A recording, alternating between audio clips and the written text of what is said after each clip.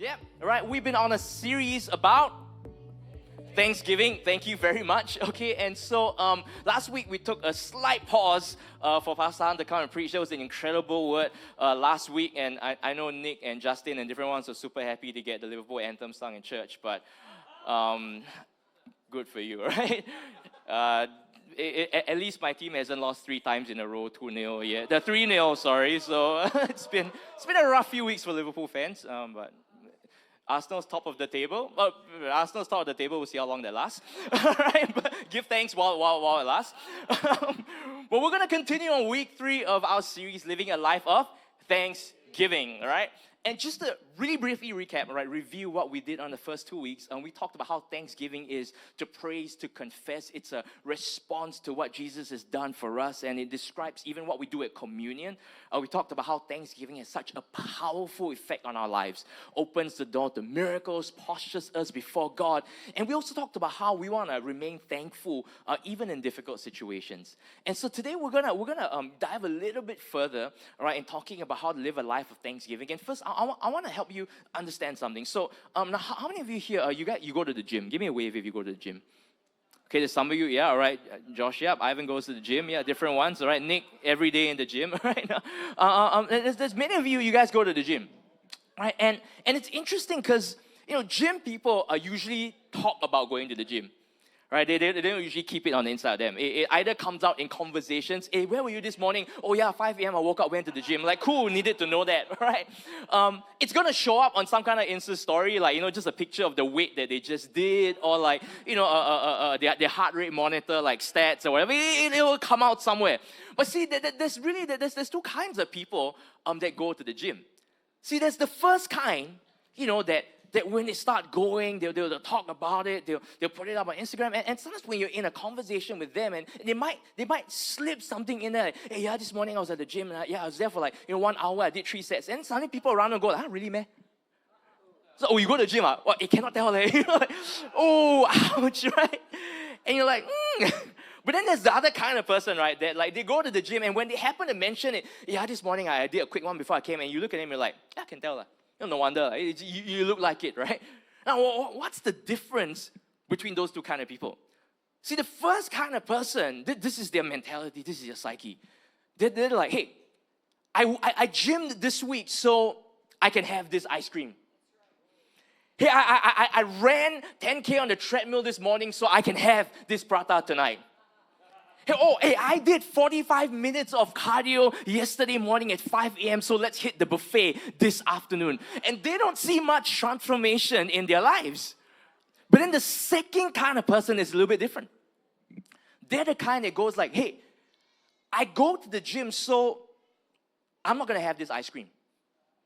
They're the kind of person that says, well, it's because I ran 10K this morning, I'm not going to have Max tonight. They're the kind of person that says, I did 45 minutes of cardio this morning, so I'm not going to pig out on this buffet. They're the guys that see the results. See, but what's the difference between these 2 kind of people? See, for the first person, the gym is an activity. They go to the gym. They do the gym things. They take the gym selfie. They post the gym post. And it's an activity that they do, and they move on with life. But for the second kind of person, the gym is not just an activity. Health is their lifestyle. They take the gym with them, right? When they're thinking about what they're gonna eat, it's not, I burned 1,000 this morning so I can eat 1,000 right now. They're going, I burned 1,000 this morning so I'm not gonna eat 1,000 right now because I'm gonna be healthy. There's a difference between the gym as an activity and health as a lifestyle. And for you and I, we are not called to have Thanksgiving as an activity in our lives. No. We're meant to live a lifestyle of thanksgiving. That's why Paul in 1 Thessalonians, in that verse we've been reading for the last few weeks, says, always be joyful, never stop praying. These are lifestyles he's talking about. Be thankful in all circumstances, for this is God's will for you who belong to Christ Jesus. That's a lifestyle of thanksgiving he's talking about. In Colossians chapter 3, we're going to camp out in Colossians today. Paul's writing this letter from prison in Rome. He's near the end of his life. He knows he's probably going to get executed at some point. And I find it amazing because Paul, through all his letters, I think we mentioned the other week, he mentions thanks or thanksgiving at least 36 times. That's, about 2.769 times per letter, which is very frequent Thanksgiving. Some of us don't thank God the same amount in our text and all that. But in Colossians, which is written when he's in prison, he mentions thankfulness and him thanking God at least 7 times in this letter. He mentions it in his opening in the letter, right? Thank God for you. He talks in chapter 2 about overflowing in thankfulness. And then in chapter 3, he mentions it 3 times in just these few short passages. I want to read them to you. Colossians chapter 3, verse 12 to 7, he says this. He says, since God chose you to be the holy people he loves, you must clothe yourselves with tender-hearted mercy, kindness, humility, gentleness, and patience. Make allowance for each other's faults and forgive anyone who offends you. Remember, the Lord forgave you, so you must forgive others. Above all, clothe yourselves with love, which binds us all together in perfect harmony. It says, let the peace that comes from Christ rule in your hearts. For as members of one body, you're called to live in peace. Here's the first mention. He says, always be thankful. Let the message about Christ in all its richness fill your lives. Teach and counsel each other with all the wisdom he gives. Sing psalms and hymns and spiritual songs to God with thankful hearts. And whatever you do or say, do it as a representative of the Lord Jesus, giving thanks through him to God the Father. In case you haven't gotten the message by this point, Paul is talking a lot about thanksgiving, thankfulness, being thankful, right? And I love what he describes in this passage because the way it starts off, it goes, hey, be the holy people he loves. Be the holy people. He's describing a way of living, right? It's not just an activity, that's who they are, that they are a holy people. I think in our context, we should be a thanksgiving people, right? He goes on to say, you must clothe yourself. Now, how many of you clothe yourself every day? Those without hands raised, I'm worried right now. Well, I don't know what you do in your home, but clothe yourself every day, please, all right? Fresh clothes every day, hopefully, all right? Not stuff that's been lying around your room for weeks, all right? But it's something you do daily, right? Clothing yourself is something you do daily. And Paul goes here, hey, you must clothe yourselves with these things. That's what our lifestyle is meant to look like. We should clothe ourselves with thanksgiving every day. Thanksgiving should be like clothing. It should be like a lifestyle. See, Thanksgiving is not meant to be an activity. It's meant to be a lifestyle. Now, but some of us are like, why? Why do I need this lifestyle? I've been fine without being thankful. No, I want to challenge you this morning. See, because for some of us, we don't connect the dots. We might be struggling in a difficult situation right now. I want to tell you, Thanksgiving is the key to your breakthrough. For some of us, we find ourselves, you're constantly striving for more. What I have is not enough. I want a little bit more. What's the next job? What's the next promotion? What's the next raise that I can get? What's the next thing that I can buy? Can I tell you, Thanksgiving is the key to fulfillment? Or for some of us, we feel like, man, I'm lacking joy. Maybe I'm struggling with patterns of thought that are heavy, or patterns of thought and depression. Can I say today that yes, get help and all that, but Thanksgiving can set you free. God can set you free. And you know what? Some of us, you're all good. Hey, great. Good for you if you're all good. But you know what? As good as you think you are, Thanksgiving can help you live a richer and a fuller life as you appreciate more the things that you do have. But what we need is not just the activity of Thanksgiving. We need the lifestyle. Everyone say lifestyle. Right? The lifestyle of Thanksgiving. So today we're going to dive into this. We're going to talk about how you and I can have a lifestyle of Thanksgiving. Right, but the first thing that I need us to understand and wrap our minds around today is a little bit of our lifestyles, right? And I know many different people, you've got different lifestyles. Some of you, you're like the 5 a.m. club lifestyle, right? You wake up at 5, you're in the gym by 5:30, you have breakfast by 6, you've conquered the world by 9, right? Some of us, we just woke up, okay? Some of you, you're a student, so you have no choice. You're in the student lifestyle, right? You might be late for school, you might be on time for school, but you don't have a choice. You have to go to school. That's your lifestyle. But I want to frame it for us this way. The first thing I want us to understand about our lifestyles is that our lifestyle is the fruit of our discipline or lack of it. Okay? So the lifestyle that you now have is the fruit. But it's either the fruit of discipline or it's the fruit of lack of discipline. So let me try and describe it this way. Some of you guys, Your lifestyle is one where it's healthy, you've got good sleep habits, you have a bedtime every night, you have a wake time every morning, and you do that. Now, to have that lifestyle, in order to have that lifestyle, it requires discipline. It means that when you get home, after dinner, you spend time with your kids, or if you're a kid, you spend time with your family, you do your homework. There's a discipline that you follow, and when it hits 10 p.m., you go like, 10 p.m. is not the moment for me to go to the freezer, open it, and pull out a pint of ice cream. 10 p.m. is not the moment for me to turn on the TV, toss on Netflix, and start watching a series. No. I'm disciplined, and so my lifestyle is going to be a fruit of that discipline that I have.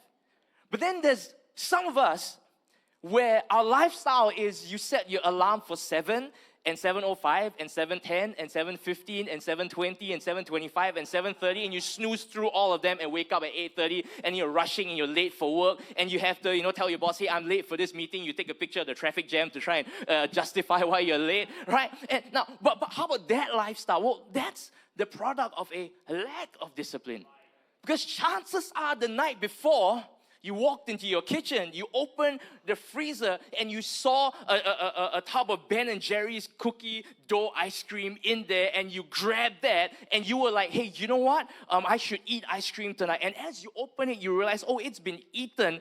Should I scoop some out? But you know what? It's like, I think I could finish this because it's a waste to take out another cup, and then I have to wash the cup after eating the ice cream, and so I'm going to save water. I'm going to finish the pint tonight. And then while you're sitting there with your pint, you're like, well, I can't just sit here and eat ice cream and not do nothing. I should watch something while I'm doing this. So I'm going to flick on the TV and then go to Netflix, and there's a new series, let's start that. And 6 hours later, you're there hugging your empty pint of ice cream. You finish, all the Stranger Things, and you're like, I should go to bed. And then you're late the next morning. Well, that's a lifestyle that's born of a fruit of a lack of discipline. And so we got to recognize that our lifestyles are not by accident. They are formed either by the presence of discipline in your life or a lack of discipline in your life. And I just want to put it out there for us that a lifestyle of thanksgiving doesn't happen accidentally.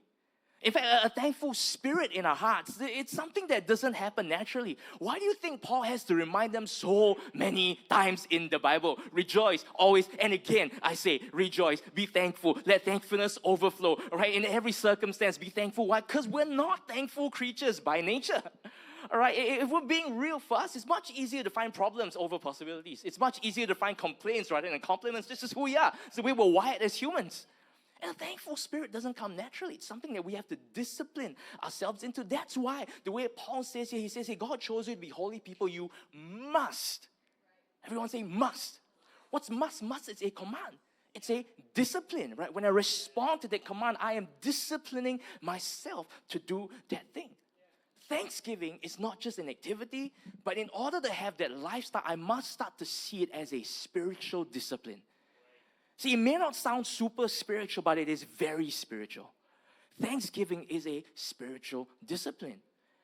And the thing about disciplines, though, is that you only see the fruit over time. You can't go like, hey, I was thankful today, why nothing changed yet? No, you got to give it time. Right? That's the thing with lifestyles. That's the thing with disciplines. You've got to give it time for the fruit to come out.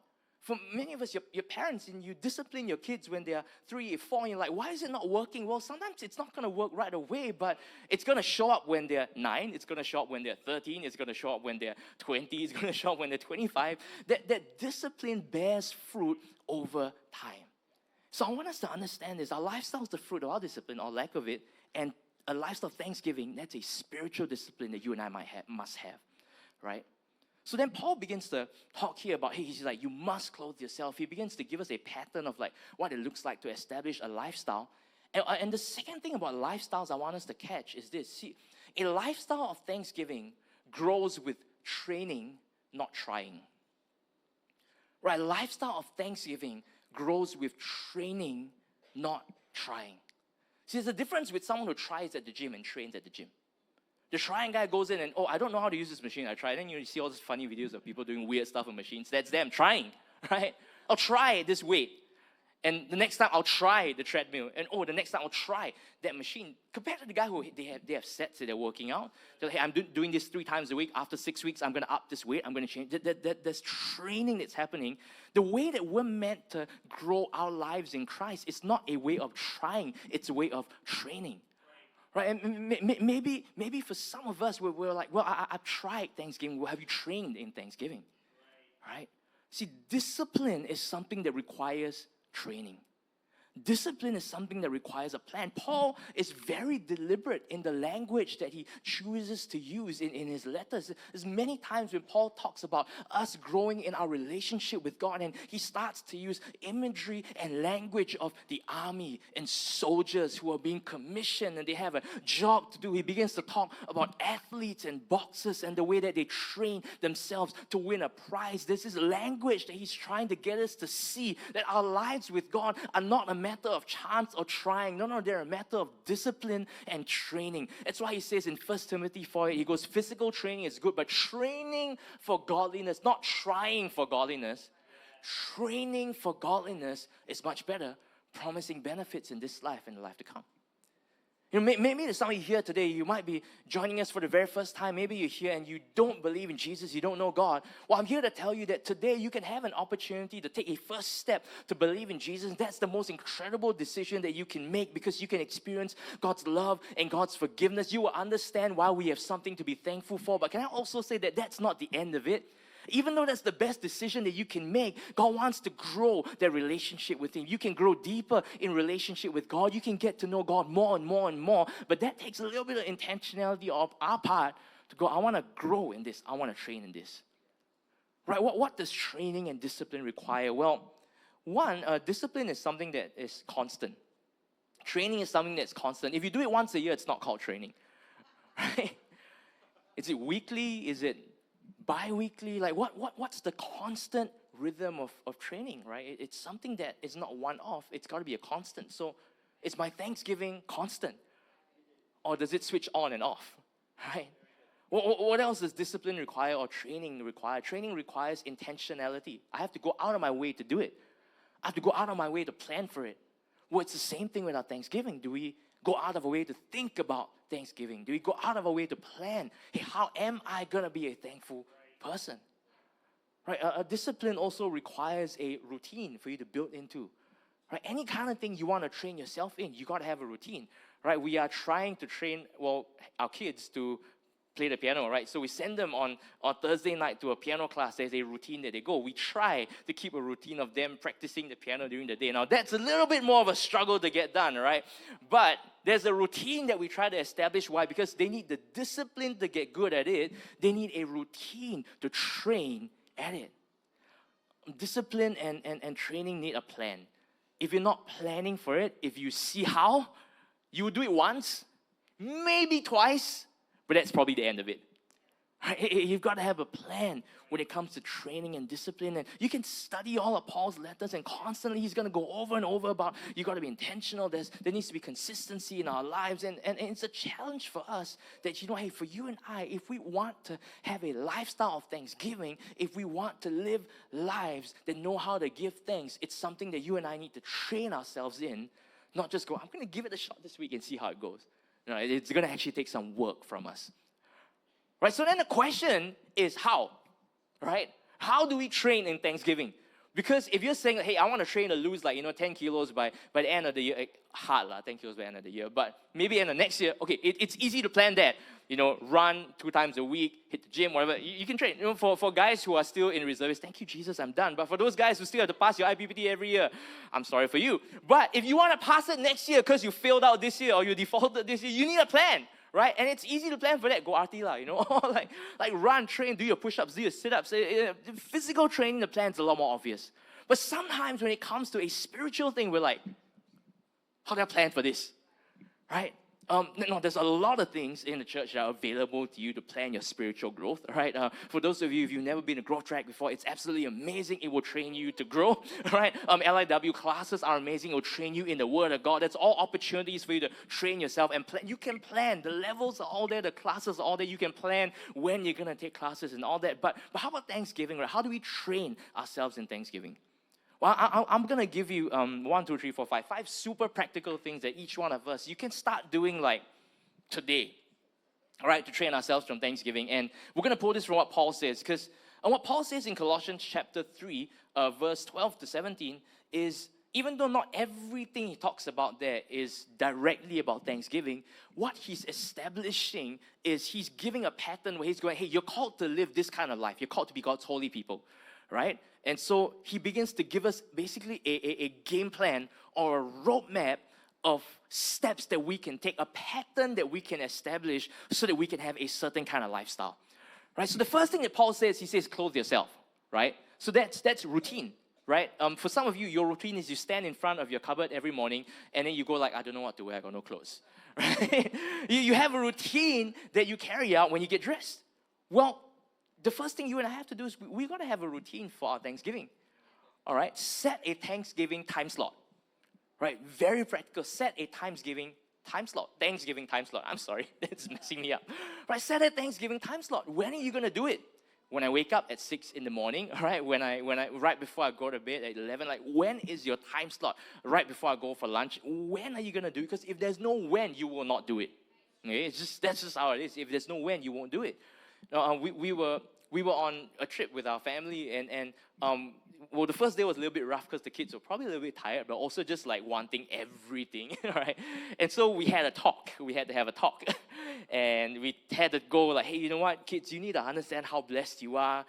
You need to be thankful. So at the end of every day, each of you, you're gonna talk about 3 things that you were thankful for during the day. So that means you have to find 3 things that you're thankful for during the day and focus on things that you're thankful for so that you stop being upset about things that you don't have, all right? And so we did it. So at the end of the day, the evening after we got the shower, we sat down, we go, okay, kids, what are you thankful for today? We had to fix a time to do it so that they could come back on it, right? But what it did was it established a little bit of a routine. But for them, it also meant during the day, they were looking out for things to be thankful for, because if they didn't look out at the end of the day, when we sat down, they would be like, I got nothing to be thankful for. I think one of the days, Livy kept thanking God for the things from the day before. We're like, no, how about today, right? So establish that routine, right? Set that time slot. Now, secondly, what Paul says is, he says, remember. Everyone say remember. He says, remember the Lord forgave you, you must forgive others. But see, the key thing there is about remembering. It's about remembering God's faithfulness. It's about remembering God's goodness. Now, can we be honest though? Our memories aren't as great as we think they are. Let's be honest. Like some of us, we're like, no, I confirm remember, don't need to write it down. And then you walk away and you promptly forget it, right? And so, start a Thanksgiving journal. Whatever that looks like for you, but write down God's faithfulness. Don't leave it to chance. I feel Thanksgiving is too important to leave it to the chance of your memory. No, write it down. All right, answered prayers, write it down. Things that you receive, things that you see that you're thankful for, write it down. If you have a physical journal kind of thing, you like a nice like paper, whatever, awesome, do that. If you're like no paper, don't want to kill trees, you have a phone, all right? And there's the thing called the Notes app in there. If you're on Samsung, I don't know what you have, but I'm sure you have some equivalent of the Notes app, all right? And pull it out and write down things that you're thankful for. Keep a record, start a Thanksgiving. You know what? In fact, let's do it right now. Everyone pull your phone out. Don't open TikTok or whatever. Just pull your phone out right now. Go to the Notes app or the Android equivalent, all right? And if you don't already have one, start a new note. Everyone, just start a new note, all right? Go for it. I'm giving you permission to use your phone in church right now, okay? Okay, I'm going to give you 30 seconds just to write down one thing you're thankful for, right? Find something from today you're thankful for. Just write it down. I'll give you 30 seconds. This is the start of your Thanksgiving journal, all right?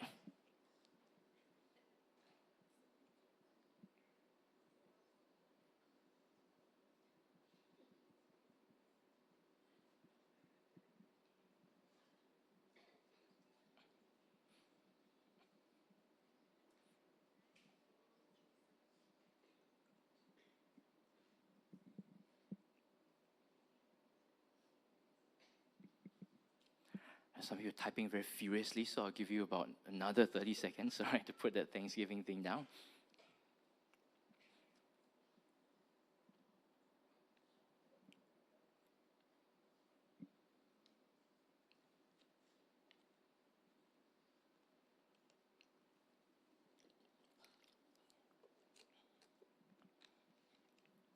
All right, everyone got something written down? If you do, just wave your phone at me so I know you've got it. Or if you're on a paper journal, more power to you. Keep using paper. It's awesome. Kill the trees. It's okay. I want to encourage you, what you started today, don't let this be the last time you open that note. Don't let this be the last time you pull out that piece of paper. Add to it. End of today, all throughout next week. Keep adding to it. And you know what? When it comes to that time in your Connect group when people go like, when your CGL goes like, hey, anyone has any testimonies? And everybody sits there for like 30 seconds in awkward silence. You won't have to do that anymore because you just have to open that note and you have all your options to choose from. Okay, CGLs, you're welcome. Now, what's next? All right? In verse 15, Paul says this. He says, let the peace that comes from Christ rule in your hearts. What he's challenging us there is that, hey, we got to let peace rule our minds. We got to let peace rule our thoughts. We got to let peace rule our speech. But if we're being honest, especially in our culture, in our society, sometimes it's not peace that rules our thoughts and our speech. It's complaining that rules our thoughts and our speech. Complaining, if we had it as a national sport, we'd be an Olympic gold. Okay? So I want to challenge you this way, all right? How do you let peace rule? How do you guard your hearts and minds and let peace rule? Well, one simple way is this: fast from complaining. Okay, fast from complaining. You can fast many other things, but this one will help you. Right, fast from complaining. Just try to go like, you know what? For the rest of today, until lunch, I'm not going to complain a single time. See how that changes you. That's just an hour and a half later, by the way, you know. Try it a day, try it half a day, try it a week. It's hard, by the way, I've tried. It's really, really hard. Fast from complaining. The peace of God will rule your heart. The peace of God will rule your mind. You find yourself responding differently because we choose to allow a different pattern to set in our lives.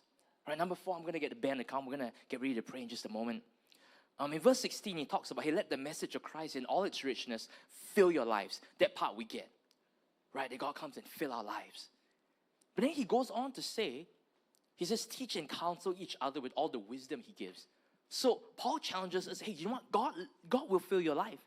He's going to fill your life with the message of Christ. He's going to fill your life with wisdom. He's going to fill your life with richness.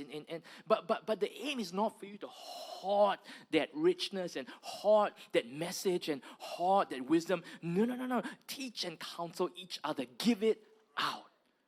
Right? Be open-handed with what God gives you. We're not hoarding it. We're going to be generous with what God gives us. Number 4, if you want to have a lifestyle of thanksgiving, get good at giving. Right? Get good at giving. Now, it might be literal giving, like, hey, when it comes around giving and, you know, hey, go to VFCSG, all that stuff, right? To go, like, you know, I'm going to practice that. Every time there's an opportunity to give, I'm going to give something, right? No matter how big or how small. You can give in your deeds, in your actions to other people, serving other people, buying someone lunch, taking someone out. But you know one other way you can be generous in? It's to be generous in your words. See, sometimes when we want to complain about something, we have a lot of words to use. But sometimes when we want to thank someone or when we want to be generous to someone with our encouragement, usually all we can find is a good job. And we're not sure what to say after that. But can I challenge us today that we will be generous, yes, with our finance, yes, with our time, yes, with our actions, but we be generous with our words. In fact, let me let you do this. Let me let you practice right now. Okay? So you find one person next to you, and I just want you to say one thing, right, that you are thankful about, like, for them about, okay? So one thing that you're thankful for them about. I'll give you a moment to practice generosity with your words. Right? Go for it. You've got a minute. Look at someone next to you and just find one thing, right? One thing that you're thankful for. Thank them for something they've done. Thank them for who they are. It's fine that some of you need a little bit more time. Good. It's okay. I'll give you a few minutes to do this. You can practice being generous with your words, all right?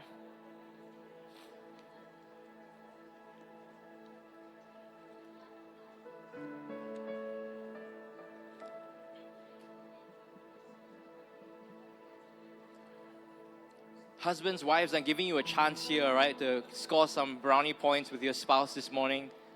Grab the chance. Don't miss it. Ivan, you can text your wife. I know she's not here. Just text her and say, hey, I'm thankful for you, babe, for blah, blah, blah.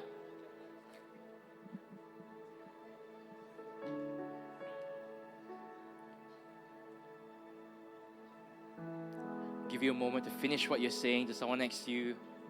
If you need to give someone a hug, you can give someone a hug. Just appreciate them. Be generous, all right? Hugs are free. Okay, you know you pay on. Hey, be generous with our love. Be generous with our words. Give out. It'll change your life. It'll change the way that you relate with people. Right, everyone got to try? Yes? With at least one person next to you? Okay, good. One last thing, and we're going to pray. In verse 16, Paul finishes off this verse and he says, sing psalms and hymns and spiritual songs to God with thankful hearts. And for you and I think that's a challenge to seize every opportunity to praise. You see, Paul was in a prison, wrongfully in prison. What were they doing in the prison? They were singing and praising, right? And for you and I, that means, hey, we seize every opportunity to praise, every chance we get to praise and worship God. Whether you're on your own, whether you're with your connect group, whether you're here on a Sunday, grab a hold of every chance that we have to worship and to praise, because that's how we establish a lifestyle of thanksgiving. We thank God for who He is. We thank God for what He's done. Right? You do these things, I'm telling you, you will establish a pattern of thanksgiving in your life. It'll change your perspective. It'll change your responses. It'll change the way that you look at God. It will change the way you engage with His promises. In fact, this morning, I want us to all stand, and we're being practical today, okay? We're going to practice a lot of the things that we're doing. So can we practice this last one together? Can we seize this opportunity to praise and worship together? Right? Can we do that? So I'll give you a moment to put your notes away and you can stand. I know some people are rushing to type down the last point. You got a second to do that. But we're going to take a moment this morning. We're going to praise. We're going to worship. We're going to say, God, you're awesome. You're great. You've been so good to us. And I want you to do something this morning, though, because you've been pretty comfy in your seats this morning. But I want to challenge you that to make a decision this morning. To say, God, I don't want to just think about trying about a life of thanksgiving. No, I actually want to commit to something and say that, God, I want to live a life of thanksgiving. And so this morning, as Lena leads us in worship in a moment, I want you to actually respond from your seats and come down to the front. And as a sign of saying, God, this is my commitment. I'm not just going to try Thanksgiving. Train me in this. And as we worship this morning, I believe God's going to change our perspective. I believe God's going to change our hearts this morning as we worship. Right, so come, Lena, why don't you just begin to lead us? And if you're saying, hey, you know what, I want to step into a lifestyle of Thanksgiving right now, you respond from your seats and come down to the front. And as we worship, the Holy Spirit's going to move in our hearts this morning.